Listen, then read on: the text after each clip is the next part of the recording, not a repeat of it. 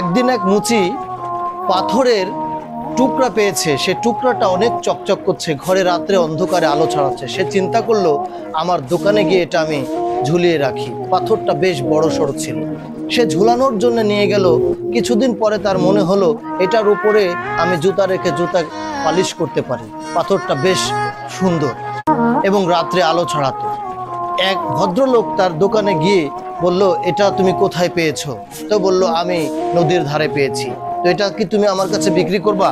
তো কত টাকা দাম? কয় 200 টাকা দাম দেবো। কয় না, আমি 200 টাকায় বিক্রি করব না, যদি তুমি 300 টাকা দাও তাহলে আমি এটা বিক্রি করব। ওই বেচারা চলে আসলো।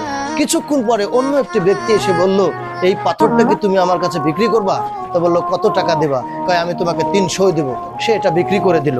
যে ব্যক্তি 200 টাকা দাম বলেছিল সে আবার পরের দিনে সেই মুচিটাকে বলল, আমি তোমার পাথরটা 300 টাকাতে নিতে চাই, কোথায় সে পাথর? মুচি বলল, আমি এটা বিক্রি করে দিয়েছি সেই 300 টাকা দিয়েই।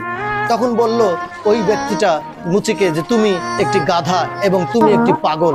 তো মুচি তখন বলল, আমি কেন গাধা এবং কেন পাগল? তো বলল, তুমি কি জানো এটা একটি হীরের টুকরা ছিল? তুমি একটা বেকুব, এত অল্প টাকায় এই হীরে কেউ বিক্রি করে? তখন মুচি উঠে বলল, আমি তো না চিনে পাগল হয়েছিলাম, আর আপনি চিনেও পাগল হয়েছেন, আপনি চিনেও এটা চিনেননি, নিয়ে যাননি। অর্থাৎ আমি বেকুব নয়, আমি পাগল নই, আমি গাধা নই। যদি অরিজিনালি বেকুব এবং পাগল গাধা হয়ে থাকেন তাহলে আপনি। তাই ডিয়ার ফ্রেন্ডস, আপনাদেরকে জ্ঞান অর্জন করতে হবে, চিনতে হবে, নিজের স্কিল বৃদ্ধি করতে হবে, তবেই আপনি হীরা চিনতে পারবেন, নয়তো কিন্তু চিনবেন না। Thank you.